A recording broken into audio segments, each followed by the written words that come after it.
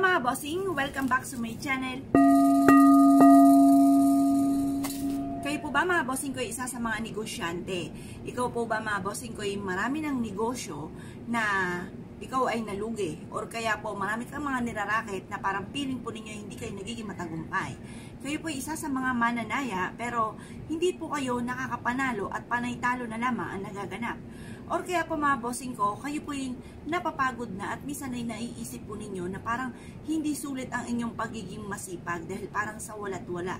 Lubog pa rin sa mga pagkakautang at saka instead na ikaw po ay nagiging matagumpay, napapansin ninyo, kayo po ay parang lagi-lagi na lamang sawi sa lahat ng bagay mga bossing.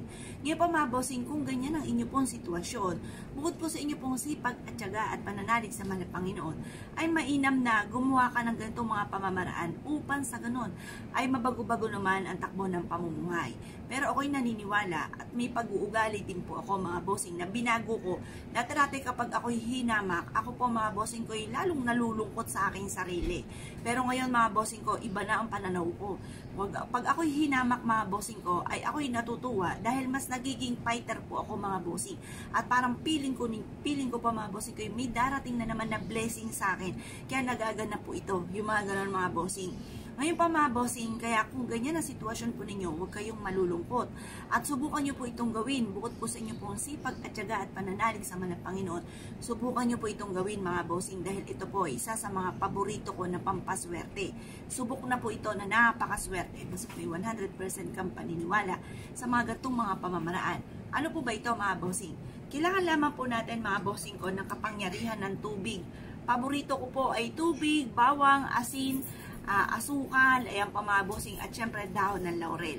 At marami pang mga iba't ibang mga herbal na nagdudulot ng swerte. Pero tubig ay the best mga bossing. Kung pupunta ka dito sa amin mga bossing, akala mo ako ay year of the water. Pero ako ay, metal mga bossing. May pa mga bossing, dahil pagpunta ka sa amin, ang dami-daming tubig. Minsan mapapaisip ka, year of the water ka ba at napakaraming tubig? Hindi po mga bossing. Ang tubig mga bossing ko ay isa sa mga subok na pang-cleansing ng kapaligiran. At anti-stress din po yan mga bossing. At ang tubig ay kasaganahan mga bossing. May pa mga bossing, kapag nandun ka sa amin sa may gilid, umaagos ang tubig, naririnig nyo sa may mahal na biren mga bossing pag umasyal kayo sa amin. Para nakakaantok, nakakatanggal ng stress mga bossing nyo, lagos-los ng tubig mga bossing. Ngayon pa mga bossing, at nagtatawag din po yan ng swerte ng kasaganahan.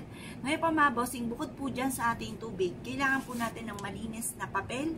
Ang papel mga bossing, kailangan kapag isinulat ninyo, huwag nyo ilalagay sa sahig. Kailangan ito sa matataas sa altar, sa center table, ganyan. Huwag sa sahig mga bossing kasi sinulat natin siya. Susulat po natin dito ang ating tunay na pangalan at ipilido. Ayan, ang ballpen ko, yun. Tapos, sulat po natin dito mga bossing ko ng 7 beses ang ating pangalan. Halimbawa, Apple, Pagyo. Tapos, Apple, Pagyo. Yan. 7 beses mga bossing. Apple, Pagyo. Apple. Sample lang po ito mga bossing. Sulat nyo po ang inyong tunay na pangalan at ipilido. Apple, Pagyo. Apple, Pagyo. 1, 2, 3, 4, 5, 6. Tapos, Apple, Pagyo. Yan. Pagtapos nyo po isulat mga bossing ko, tutupiin po natin ito. At lalagyan po natin ng asin. Ito mga bossing, yan. Tapos, lalagyan natin siya ng asin. Yan mga bossing. Obserbahan nyo po mga bossing ko sa loob ng 24 oras kung ano mga blessing na darating po sa inyo mga bossing. Yung mga kamalasan, mawawala po yan. Pero syempre, bago po ang lahat ng yan mga bossing, magwi-wish ka muna dito na nakaharap ka sa gawing silangan. Sabihin nyo po sa pamamagitan ng pampaswerteng ito, ako po yayaman at magiging matagumpay. Magkakaroon ako araw-araw ng malaking benta, yayaman ako sa aking negosyo. Or kaya mananaya po kayo, sabihin nyo po dito, mananalo na ako ng jackpot sa aking tinataya ang numero. Banggitin ang numero pong yan. Or kaya ako naman po yung mga nais po ninyo, i-wish nyo po dito. Pagtapos ibilad sa sinag po ng araw mga bossing, pagkatapos ng alas 8 ng umaga, kunin nyo po ito at ilagay sa may altar po ninyo mga bossing. Ito po yung magdudulot sa inyo ng swerte tagumpay sa buhay. Kaya kung kayo pinaniwala at nais po itong gawin, ay siya mga bossing, huwag na kayo magpatumpik-tumpik pa. I-mindset nyo na simula na ito ng tagumpay ninyo. Ugali ng pagsasabi ng mga magaganda at yung mga daing-daing kalimutan po yan. Pagtapos mga bossing ko, dagdagan palalo ang sipag at tiyaga. Mananalig sa mahal na Panginoon at sabayan nyo po ng mga ganito mga pamamaraan. Mapapasin ninyo na baga nagiging smooth yung daloy ng swerte. Kung dati parang napakaraming balakid, ito magiging smooth naman yung daloy ng swerte. Kapag ito'y nagdumi na, itapon nyo lang yung papel mga bossing, palitan nyo po muli ito. Kung gusto nyo ulitin ito, subukan nyo po ito.